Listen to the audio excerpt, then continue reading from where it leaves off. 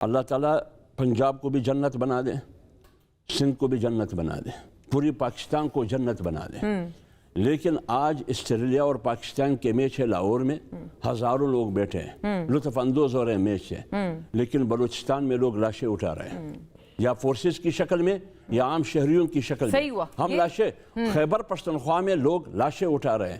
میری قسمت میں لاشیں کیوں ہیں؟ میری قسمت میں گولی کیوں ہے؟ میری قسمت میں بارود کیوں ہے؟ میری قسمت میں تابوت کیوں ہے؟ میری قسمت میں کفن کیوں ہے؟ میری قسمت میں قبرستان کو آباد کرنا ہے۔ بنیادی طور پر یہ سمجھنا ہوگا کہ بلوچستان کا مسئلہ کیا ہے۔ یعنی بلوچستان میں اگر مسلح غیر ریاستی عناصر حملہ آور ہے سرکاری املاک پر، بینکوں پر، پرائیویٹ املاک پر، عام شہری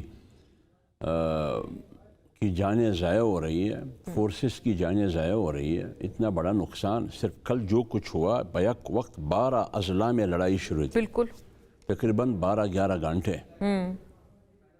تو اس کی کوئی بھی سیاسی پارٹی، کوئی بھی شخص اس کی حمایت نہیں کر سکتا، بالکل اس کی سپورٹ نہیں کر سکتا، کوئی بھی پارٹی اس کی حمایت اور اس کی سپورٹ نہیں کر سکتا۔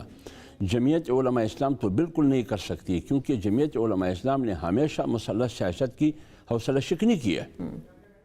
لیکن سوال یہ ہے کہ یہ مسلح سیاست بلوچستان میں کب سے ہے؟ دوسری بات، اس کے عوامل اور اسباب کیا ہے؟ آج تک اس کی اسباب اور عوامل کے پس منظر میں ہم نہیں گئے ہیں۔ ہم ظاہری طور پر سمجھتے ہیں کہ دہشت گرد ہے۔ آج تک ہم یہ فیصلہ نہیں کر چکے ہیں کہ کیا مسئلہ ہم نے سیاسی طریقے سے حل کرنا ہے یا سیکورٹی طریقے سے۔ ہم نے سیاسی کے بجائے مسئلے کو ہم نے سیکورٹی مسئلہ سمجھا ہے، اس طرح نہیں ہے۔ میں ایک مثال دیتا ہوں۔ 2006 سے پہلے شاید رند بیٹے ہیں، وہ بلوچستان کے ہیں، ان سے پوچھئے 2006 سے پہلے جب نواب اکبر خان بگٹی کی شہادت کا واقعہ نہیں ہوا تھا، میں منسٹر ہیلتھ تھا، میں اسمبلی میں تھا، کیا کوئی پٹاخہ کسی نے سنا کہ کوئی پٹاخہ پھٹا ہے؟ کوئی گولی چلی ہے؟ کوئی لاپتہ افراد کا مسئلہ پیدا ہوا ہے؟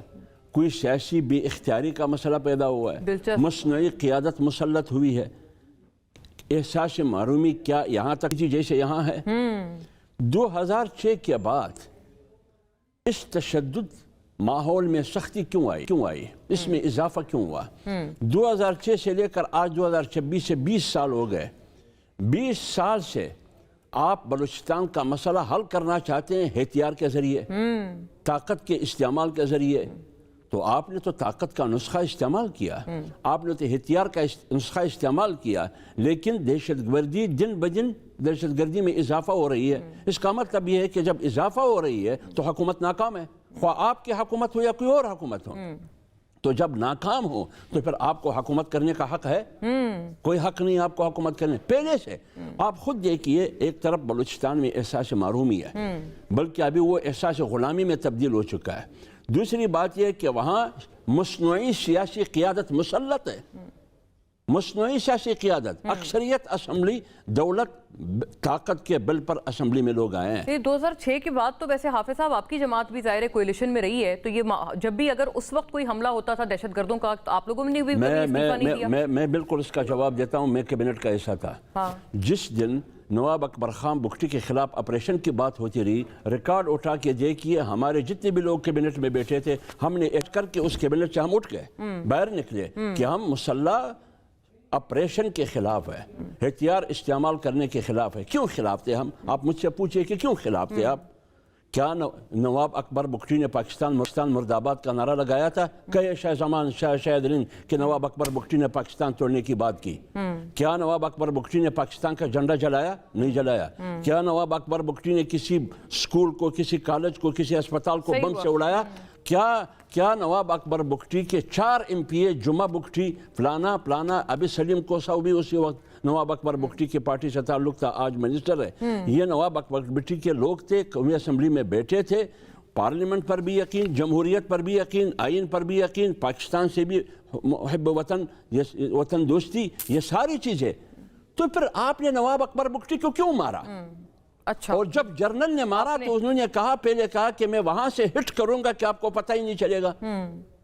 اور اس وقت سے لے کر آج تک اچھا چلیں آپ نے بہرحال اس وقت سے لے کر آج تک امن کیوں نہیں آیا؟ کوئی آپ نے کڑی جوڑی ہے نا حافظ صاحب کہ آپ نے بتایا ہے کہ آپ کے اپنے ایک دانست میں کہ کہاں سے معاملہ خراب ہوا ہے. اصل بات کیا ایک بات اور عرض کر لوں، یہ جو لوگ ہیں نا جو مصنوعی قیادت ہے جو مسلط کیا گیا ہے، یہ اس جنگی ماحول سے فائدہ اٹھا رہے ہیں، یہ بینیفیشری ہے.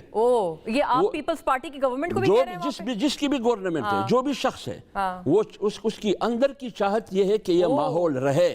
کیوں؟ ان کو کیا فائدہ مل رہا ہے؟ وہ اس لیے اگر یہ ماحول نہ رہے تو پھر وہ وزیر نہیں بن سکتا، کیوں نہیں بن سکتا؟ وہ چیف منسٹر نہیں بن سکتا، کیونکہ حقیقی قیادت آئے گی. بلوچستان کی حقیقی سیاسی قیادت اور یہ لوگ آؤٹ ہو جائیں گے آپ سے. یعنی دیکھیں جمعیت علماء اسلام، پشتونخوا ملی قومی پارٹی، ڈاکٹر عبدالمالک بلوچ، سردار اختر جان مینگل، یہ بلوچستان کی حقیقی جنون سیاسی قیادت ہے. آپ نے جان بوجھ کر طاقت کے ذریعے ان کو اسمبلی سے محروم رکھا ہے. اور یہ آپ اس بات سے بھی ظاہر اختلاف ہی کریں گے میرا آئی سپوز جو وزیر دفاع صاحب کا بیان ہے کہ یہ لاپتہ افراد اور جو ہیں یہ ان کے اندر ہی نکلتے ہیں. میں دکھ اس بات کی ہے، اللہ تعالیٰ پنجاب کو بھی جنت بنا دے، سندھ کو بھی جنت بنا دے، پوری پاکستان کو جنت بنا دے.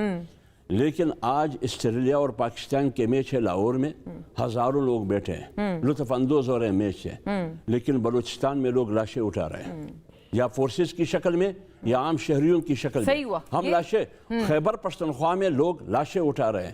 میری قسمت میں لاشیں کیوں ہیں؟ میری قسمت میں گولی کیوں ہے؟ میری قسمت میں بارود کیوں ہے؟ میری قسمت میں تابوت کیوں ہے؟ میری قسمت میں کفن کیوں ہے؟ میری قسمت میں قبرستان کو آباد کرنا ہے نا. ان سے یہ سوال کر لیتے ہیں کہ یہ جو ایک الگ الگ طرح کا ہے تو کیا ان کے ساتھ سولیڈیرٹی میں کے پی اور بلوچستان کے ساتھ آپ لوگوں کو کوئی اپنے اس طرح کی سیلیبریشنز کو ڈیفر کرنا؟ شاہد صاحب یہ آپ سے بڑے ضروری سوالات ہیں اینڈ اوور ٹو یو. آپ مسلسل مسکرا بھی رہے تھے حافظ حمداللہ صاحب جب اظہار خیال کر رہے تھے. آپ بتائیں آپ کے ویو میں یہ بات صحیح ہے؟ یہ آپ لوگ سارے آؤٹ ہو جائیں گے اگر حقیقی قیادت آ گئی؟ نواب اکبر بگٹی کی شہادت سے پہلے کیا گولی چلی؟ شاہد صاحب. مونا جتنا ٹائم میرے محترم سیاسی دوست اور مجھ سے عمر میں تھوڑے سے سینئر حافظ حمداللہ صاحب نے لیا ہے اور جتنی چیزوں پہ انہوں نے مجھے ریفرنس کے طور پہ یوز کیا ہے، مجھے ان کا جواب دینے کی اجازت ضرور دیجیے گا. سب سے پہلی بات حافظ حمداللہ صاحب کا بھی آخری جملہ کہ 2006 سے پہلے گولی کہاں چلی تھی. جسٹس نواز مری بلوچستان ہائی کورٹ کے سینئر ترین جج، جب جسٹس افتخار چودھری ایلیویٹ ہوئے اس کے بعد جسٹس نواز مری نے اگلے دن chief justice of Balochistan high court بننا تھا. اسی ہائی کورٹ کے سامنے it was I think if I am not wrong 2000 کے بعد کا واقعہ ہے، 2006 سے پہلے کا. انہیں قتل کیا جاتا ہے. ان کے قتل کے بعد کوہ مردار سے پہلی بار کوئٹہ سٹی پر راکٹ فائر ہوتے ہیں. یہ واقعہ 2006 سے پہلے کا ہے. اگر میں غلط کہہ رہا ہوں تو حافظ حمداللہ صاحب مجھے کہہ دیں کہ جسٹس نواز مری کا واقعہ 2006 سے بعد کا ہے. نمبر 1. نمبر 2، انہوں نے پھر ایک آرگیومنٹ یہ اسٹیبلش کیا کہ 2006 سے قبل، نواب اکبر بگٹی کے واقعے سے قبل بلوچستان میں امن چین تھا اور ہر طرف دودھ اور شہد کی نہریں بہہ رہی تھیں. ڈیرہ بگٹی کا ایک علاقہ ہے جسے پشینی کہتے ہیں، ریکارڈ پر موجود ہے. حافظ حمداللہ صاحب حکومتوں کا حصہ رہے ہیں، کسی بھی انٹیلیجنس بیورو سے، اسپیشل برانچ سے، جو بھی ادارے جسے وہ بہتر سمجھتے ہیں اس سے رپورٹ منگوائیں کہ ڈیرہ بگٹی میں پہلا فراری کیمپ سن 2000 میں قائم ہوا. نواب اکبر خان بگٹی کا واقعہ 2006 میں ہوتا ہے. اس کا بھی اگر وہ کہیں گے سرکمسٹانشل ایویڈنس، ڈاکیومنٹڈ ایویڈنس، میں ان کو پرووائڈ کرنے کو تیار ہوں. تیسرا انہوں نے پوائنٹ یہ رکھا، جو بات انہوں نے اچھی کی میں اس کی پذیرائی کروں گا. انہوں نے یہ کہا کہ وہ دہشت گرد حملوں کو غلط سمجھتے ہیں، جمعیت علماء اسلام ان کا دفاع نہیں کرے گی. تیسرے پوائنٹ پہ آ جاتے ہیں حقیقی سیاسی قیادت. میرے دوست ہیں حافظ حمداللہ صاحب، میرے سینئر ہیں، مجھ سے عمر میں بڑے ہیں، ایک احترام ہے. 2013 کا الیکشن اٹھائیں، 2008 کا الیکشن اٹھائیں، اس سے پہلے کا الیکشن اٹھائیں، اگر جمعیت علماء اسلام کی نشستیں آج 12 سے 6 ہوئی ہیں تو میں کہتا ہوں کہ جمعیت علماء اسلام کا مینڈیٹ چوری ہوا ہے. جمعیت علماء اسلام کا مینڈیٹ 10 سے 11 سیٹوں کا ایک پاکٹ ہے اور ہمیشہ سے انہیں ملا ہے. دوسرا انہوں نے مثال دی سردار اختر مینگل کی اور نیشنل پارٹی کی. نیشنل پارٹی 2013 میں پہلی مرتبہ 7 سیٹیں جیتی اور سیم اسی طرح بی این پی مینگل 2018 میں پہلی مرتبہ 10 سیٹیں جیتی. اس سے قبل ان جماعتوں کا شیئر جس اسمبلی